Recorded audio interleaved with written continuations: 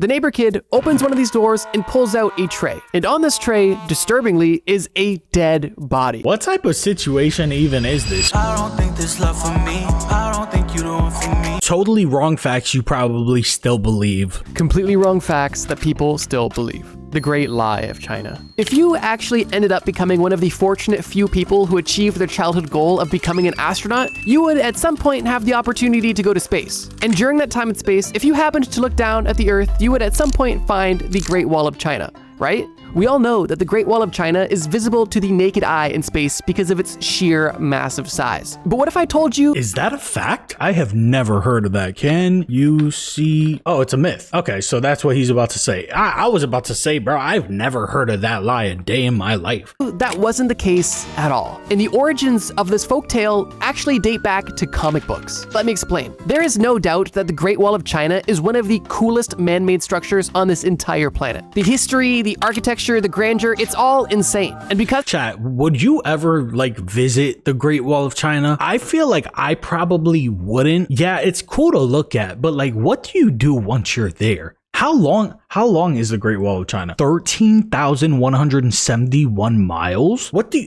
you do when you're here? You don't do anything. Imagine getting dropped off by a helicopter in the middle of the Great Wall of China and I'm telling you to fucking walk back. Imagine building that thing. When was it built? The Great Wall of China was built in sections by different dynasties over a period of roughly 2,000 years, starting as early as 7th century BC. And now we gotta ask, why was the Great Wall of China built? The Great Wall of China was built as a military defense system to protect the Chinese Empire from invasions and raids by nomadic groups from the north, such as the Mongols. And wow, W history lesson, man. W history lesson.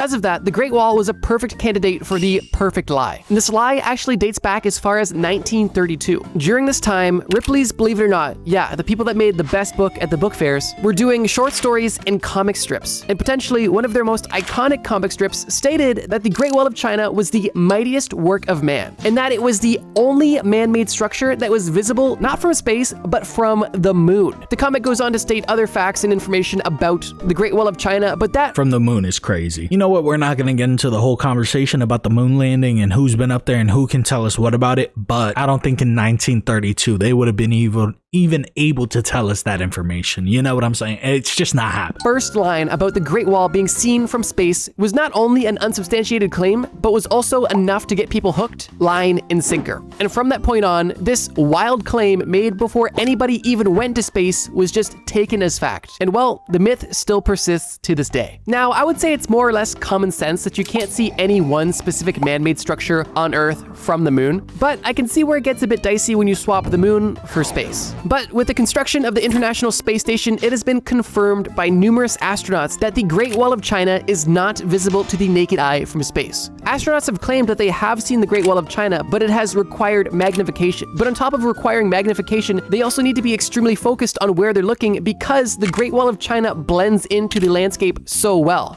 Yeah, not only that, but you're looking from space. Everything from space just looks like these little squares. You ever been on an airplane and you look down and you try to pinpoint what you're looking at? That's just from an airplane. Think about in space. Yes, you're going to need magnification. When you have magnification, I can imagine that it's a little bit easier to see. You're still going to have to take some time to really spy it out and see if you're actually seeing what you're seeing. Brown and gray bricks on the wall don't necessarily contrast super well from the brown trees and dirt. And for that reason, unless you know exactly where to look and you have a bit of magnification, you're not going to see the Great Wall of China from space. And you'd have a much better bet looking from a commercial airplane, assuming you knew where to look and it was clear. Now, to add a bit of insult to injury, astronauts have also claimed that there are other man-made structures that are way easier to spot from space, with those structures being way less important than the Great Wall of China, specifically airstrips and large stretches of road. And the reason for that is simply because of contrast. The dark black tarmac used to make roads and airstrips is much more visible. And on top of that, these simple structures are typically very straight. And as some of you may know, straight lines do not exist in nature. So for those two reasons, these simple structures stand out a lot more than the Great Wall of China. So yeah, the Great Wall of China is cool, but it's not visible from space cool. Which, please, I would say it's safe to assume that most people watching this video are familiar with the hysteria-induced Salem witch trials of 1692. Terrible. Before he even gets into it, the Salem witch trials gotta be the most outlandish shit that's ever happened in history. We were just going around saying anything about anybody without any type of process. You were just immediately put on a stake and burned alive. That's insane. And while the witch trials happened and were crazy, there are a ton of myths and misconceptions surrounding the Salem witch trials. So for that reason, I'm gonna kind of speed run a bunch of Salem witch trial myths, you know, because we are getting into the spooky season. Okay, for starters, it wasn't just women that were being accused of witchcraft. During this time, everybody was hysterical and nobody was safe from a demonic or witchcraft allegation. And while it is a fact that mostly women were accused and prosecuted, a quarter of the people that were killed during the Salem witch trials were actually men. This may or may not be surprising, but what probably is surprising is the fact that it wasn't only humans that were killed during the Salem witch trials. There was at least 2 dogs confirmed to be killed because they were accused and found guilty of witchcraft. And in the That's just like the fact of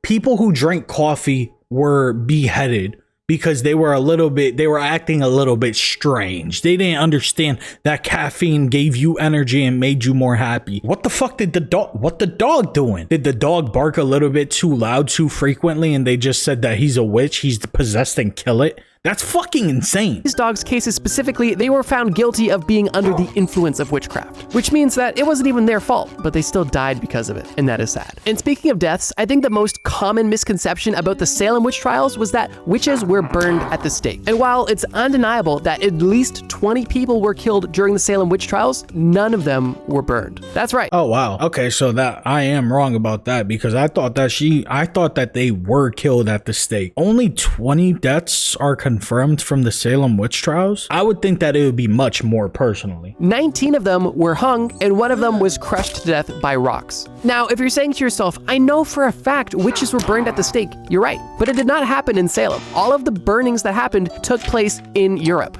And while the Salem witch trials only lasted roughly a year, there was multi-year-long hysteria and witch hunts that took place over in Europe that claimed the lives of thousands. And over there, they were burning witches left, right, and center. And What? Dude, I thought that the Salem witch trials were only specified to Salem, Massachusetts. So the whole world was just in hysteria back then. I find that a bit interesting because Salem is now forever bound to the concept of witch hunts and witch trials. Although compared to the witch trials that took place, me and my wife had tried to go to Salem for like the last 3 years during Halloween, but we can never go because all of the hotels are always booked out and the traffic is always so bad that people say that it takes like 3 to 4 hours just to get into Salem. I'm not doing that. I didn't realize that Europe was like a big part of the Salem witch trial. In Europe, what happened in Salem was really a drop in the bucket. Not to say that it was okay, but I mean, comparably 20 deaths versus 1,000, you'd think they'd associate the practice with the Europeans. Or at least the Europoopans. Oh my God,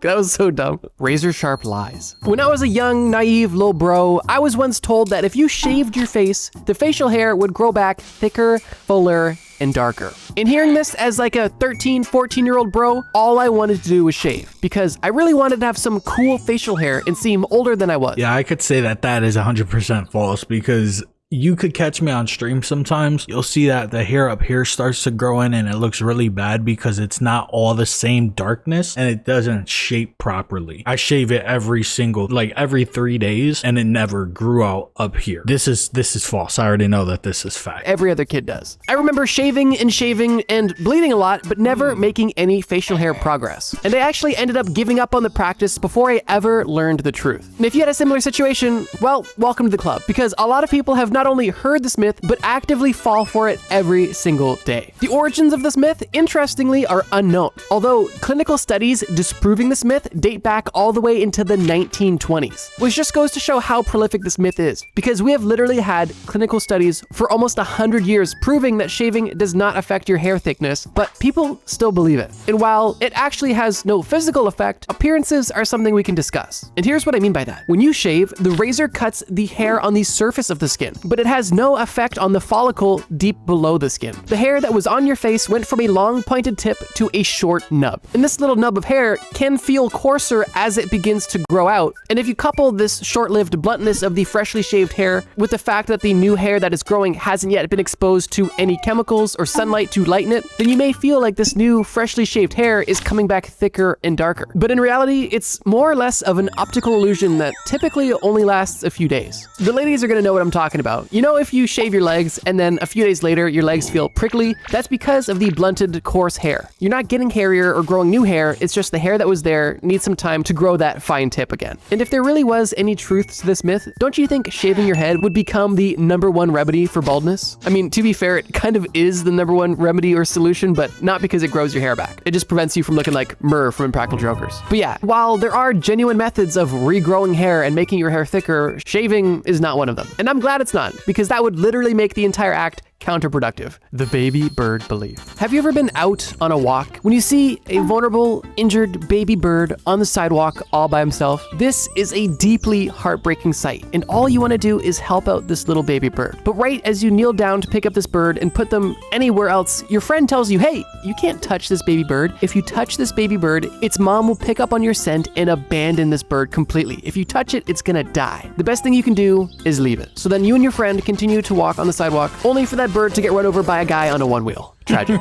This is a myth that I definitely believed, actually up until recently, honestly, because I never thought about it too much, but I remember hearing this a lot when I was younger. Thinking about it now, it seems like a clever way for parents to make their kids not touch wild animals, but that's about as deep as it goes, because this claim is more or less of a folklore or a myth. When speaking about birds, I'm not gonna lie, one of the things that I believed for a very long time until I was like not a grown man, but later teens, bro, my mom used to tell me that girls peed out of their buttholes, and I believed it for years on years. She told me when I was like a little boy, and then when I got to middle school or high school and I said what I thought, people laughed at me. This is kind of that situation. Parents just say things so that they don't have to deal with the bullshit, and I'll probably be one of those parents at some point. I don't know. It's not my fault. My mom just lied to me. For good reason.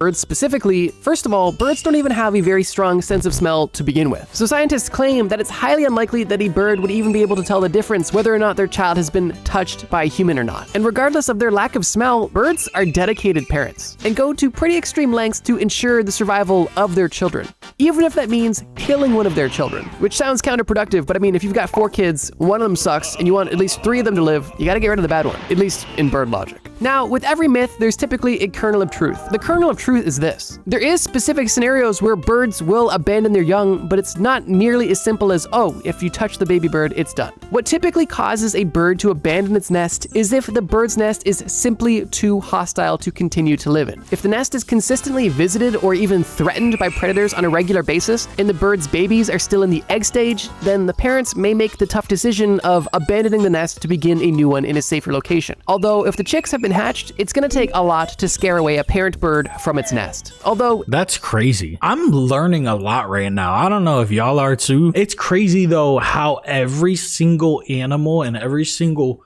mother on this earth has the same instinct to take care of their children. It's crazy. Not every person, but you know, most of the time, most women, most girl animals. I don't know. Let me stop talking. Every bird is different, and there's definitely a fluctuation on commitment when it comes to bird parents. The general consensus is that birds that live longer are typically more picky and sensitive with their young, and potentially more likely to abandon their children. However, birds that live relatively shorter lives typically tend to be more committed to their children. And what's even more interesting is the fact that this doesn't only apply to birds. There are not many animals that will simply abandon their child because it has been encountered by a human, with one of the notable exceptions being rabbits. Hope that you're rabbits doing good in general this live evening. very high stress lives. It can even die from stress if you try to pick one up. But besides rabbits, most What? Yo, what the fuck the bunnies be going through? How could you be that stressed out? What are we even talking about right now? The fuck? Are y'all paying taxes? How is a bunny that stressed out that it could just die from being picked up? What are we talking about? animals are not going to ditch their kids simply because you touch them. Now, with all of this being said, I feel like it's important to note that you shouldn't be touching baby animals in most cases. You don't know what diseases they have, and they don't know what diseases you have. In most cases, baby animals are not far from their mothers. And even if you don't see them, the parents are typically watching or not too far away. And if you find yourself in a situation where there is a vulnerable baby animal that is in desperate need of your help, don't neglect it out of fear of it being abandoned. However, if there's a baby animal that you see that's safe, although alone, it's best to leave it alone and assume that the parent is nearby, which is often the case. Although, use your discretion and feel free to call your local animal shelter to get more professional advice. Okay, changing gears. This next myth is crazy, and it's one that people still believe, once again, to this day. However, today's video sponsor, 5, is here to dispel it. Some people believe somebody have a seizure or maybe get full myth. sponsoring this video. Now, on to the next totally wrong fact. The mouthful myth. Have you ever been watching TV and either seen somebody have a seizure or maybe get knocked out in a fight, only for people to run to the rescue and put them on their side and maybe even put something in their mouth to ensure that they do not swallow their tongue? I know I have, and I can't pinpoint exactly where, honestly, but I know for a fact that I've heard that it's not only possible, but a genuine risk that if you become unconscious, whether through sleeping, seizure, or trauma, that there's a chance that you could swallow your tongue and suffocate. If you've heard— The reason that people put people on their sides is so that if people are seizing, they could vomit and then choke and die. I've never heard of somebody having the ability to swallow their own tongue. I think it's more of just a metaphor. That's just a way of telling somebody to stop talking, pretty much. In a medical emergency, I've never heard of this being the situation. Heard or potentially even believed this myth, it honestly kind of makes sense. I mean, your tongue is long, and if you're not actively controlling it, it could potentially go the wrong way. But the truth of the matter is that it is physically impossible to swallow your tongue. Yeah. Meaning that this is not a genuine risk. Unless your tongue becomes detached from your body somehow, it is physically impossible to swallow your own tongue, which is You have to think about it. Like, even if you curl your tongue all the way back, I'm not even able to move my tongue nearly halfway down the back of my mouth. You could never tell me this information and make me believe it. good thing. Now, what's unfortunate is the actual truth of the matter and things that people try to do to prevent tongue swallowing. One of the worst things that somebody can do to prevent somebody from swallowing their tongue is by putting something in the person's mouth. If someone specifically having a seizure has an object inserted into their mouth, it can essentially just become a weapon and causing potential— That's crazy. If you want to hold them on their side, that's completely fine. You want to make sure that you secure their head so that they don't start banging it around. That's completely fine. But shoving something in their fucking mouth is so idiotic. That's one of the most idiotic things I have ever heard of in my life. broken teeth and now a new foreign object being in the mouth of somebody who's unconscious and seizing, which is a genuine danger because this object could be swallowed, which is definitely not good. What actually happens if you become incapacitated? Well, unless you're seizing, all of your muscles are going to relax. This includes your tongue. And when your tongue is in a relaxed state, it is possible for your tongue to partially or even completely obscure your breathing. Obviously, this isn't swallowing your tongue, but it is still dangerous. This phenomenon is extremely common, and it is known in most cases as snoring. Sleep apnea specifically is a result of a partial blockage in your airway during your sleep. But in the case of somebody who's currently seizing, their muscles aren't relaxed whatsoever. One of the bigger risks isn't their tongue falling to the back of their throat, it's actually the individual biting their tongue, and in some cases off. If you thought biting your tongue accidentally when you ate felt bad, imagine unconsciously putting all of the force of your jaw onto your tongue for minutes on end. That is a scary thought. But in either of these situations, whether your body is relaxed or tense, it is impossible to swallow your own tongue, although it doesn't mean that you shouldn't consider it when helping somebody who is unconscious. The best way to really help anybody who's unconscious is to put them into the recovery position, which can prevent tongue issues and allow somebody to vomit without choking on it as well. Here's a quick graphic on how to do the recovery position in case you wanted to know. Honestly, it doesn't hurt to know because it literally could save somebody's life. But this video isn't about saving lives, it's about disproving myths. So let's keep going. Dead toenail tails. What the You fuck? and the neighbor kid are hanging out. And during this hangout, you guys get bored. And the neighbor kid says, hey, let me show you something. It's pretty cool. You follow him outside and you guys go on a short walk when you end up in a dark building in a basement. He turns on the light in this basement and all you see is doors on a wall. The neighbor kid opens one of these doors and pulls out a tray. And on this tray, disturbingly, is a dead body. You don't even believe what you're seeing at first and assume you're in a haunted house. When the neighbor kid confirms, What type of situation even is this? In what scenario is this actually gonna occur? Bro, what the fuck are we even talking about right now? If I'm hanging out with somebody, they say, yo, come on, I want to show you something cool, and they bring me to dead bodies, I'm calling 911 immediately. I'm getting far away from this individual as soon as possible. This is madness. your worst nightmare. He says, look at this dead person. You reluctantly take a peek and say, yeah, Appreciate what you, about it? When he tells you Ordaz. their hair and Appreciate nails ya. are still growing. Look, I was here yesterday and their hair and nails weren't nearly this long. At that point, morbid curiosity takes over and you take a look at their fingernails, which do look a bit long. But then you ask the neighbor kid, wait, you were here yesterday? And then you both decide to stop disturbing the dead and leave. That story admittedly was morbid, but it helps me paint the picture of this next misconception. Seemingly forever now, people have believed that after you die, you still continue to have hair and nail growth for some time after death. And whether or not this is something you've ever heard or believed, the reality is this: no human grows hair or grows their nails after death. Although Who believes this? What idiot believes this? Bro, when you die, you die. Everything on your body ceases to grow nothing continues to happen. Your body starts to rot immediately. What? Who even came up with this? So, similar to the shaving thing, there is a bit of an optical illusion at play, and it is a morbid one. At this point, numerous dermatologists have debunked this myth simply by claiming is what you're seeing when you see potential nail growth or hair growth after someone dies isn't the actual growth of the hair or nails at all. What it is a dehydration of the body causing a retraction of the skin. Yeah, this makes sense.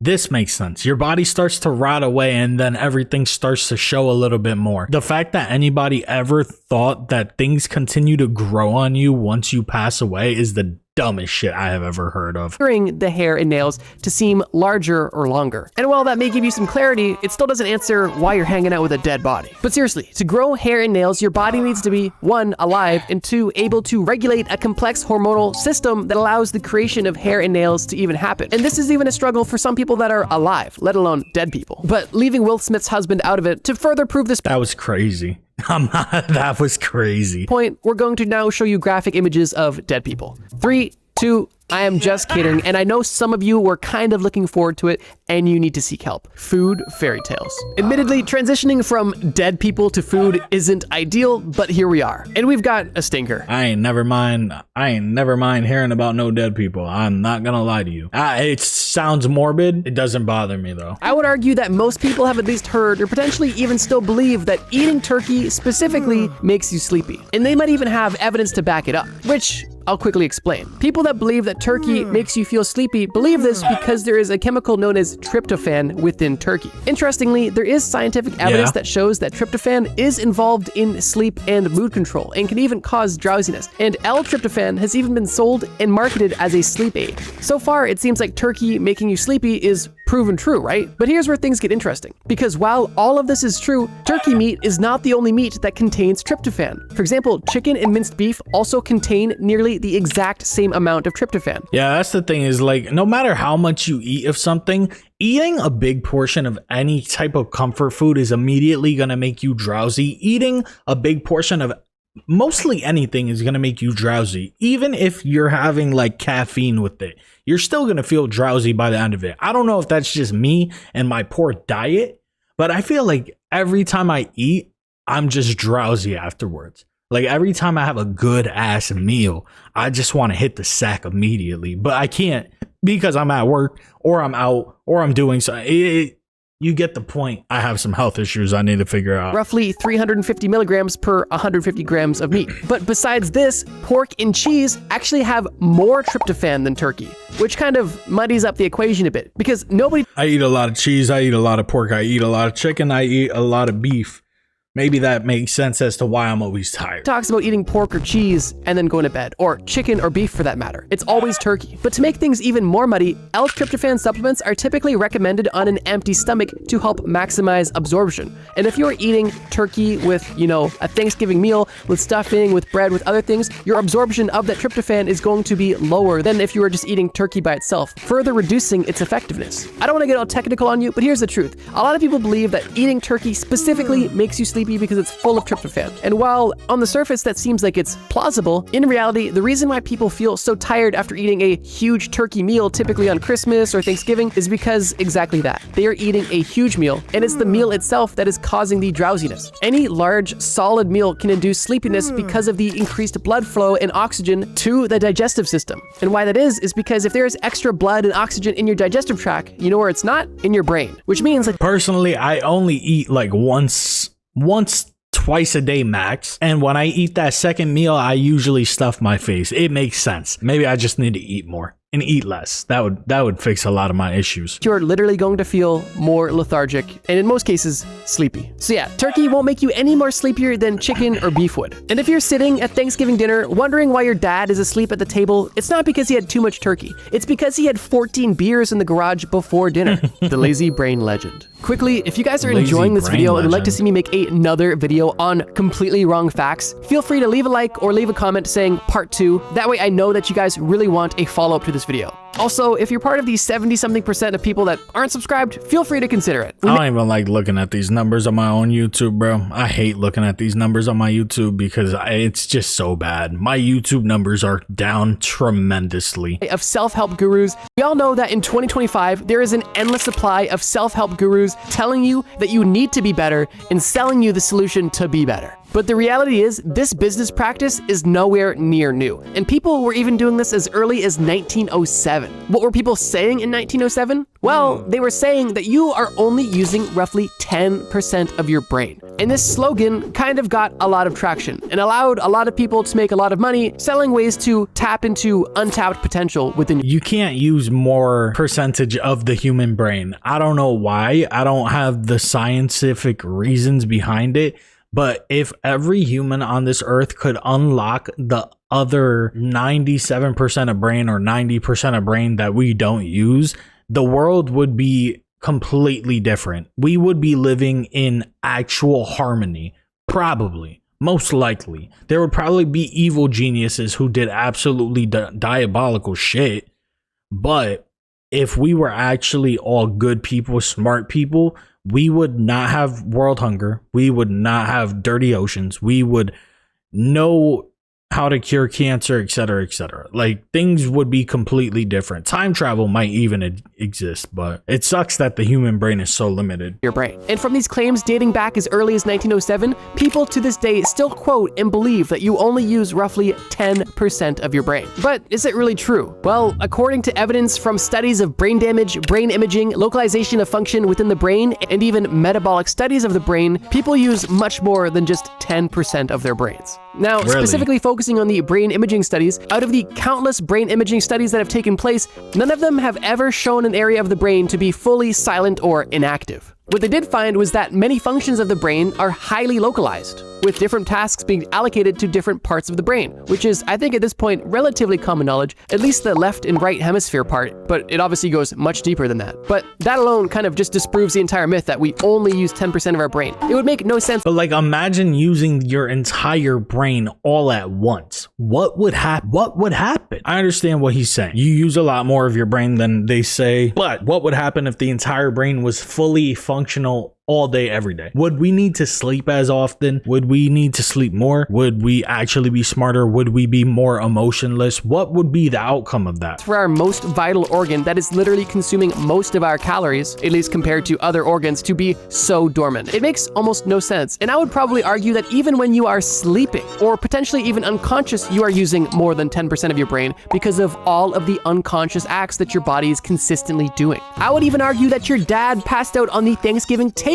has more than 10% brain activity, even if he only has 10% of a normal brain. Regardless, outside of just imaging studies, neuroscientists have even probed individual, localized micro parts of the brain to test the response of single neurons. And even those tests revealed that there was no gaps or inactive areas. Everywhere that they probed in the brain was able to essentially respond to the stimuli, proving that all of the brain was active. And whether or not all of the brain is doing equal quality or efficient work is a different conversation. But the claim of 90% of the brain being unused is completely untrue, at least from a biological standpoint. There may be a separate argument specifically about this conscious versus subconscious mind, but even still, your subconscious mind is active, it's not dormant, it's just not fully within your control. So yeah, good news, you use more than 10% of your brain. The bad news is even 100% of zero IQ is still zero IQ. But regardless of what your IQ score is, I have a video for you. The video you see on screen right now is actually a collab video I made with Chat History. Ain't no video there, but shout out to Trust Me, bro. That was actually a really good video. It was very educational. I learned quite a few things out of that one.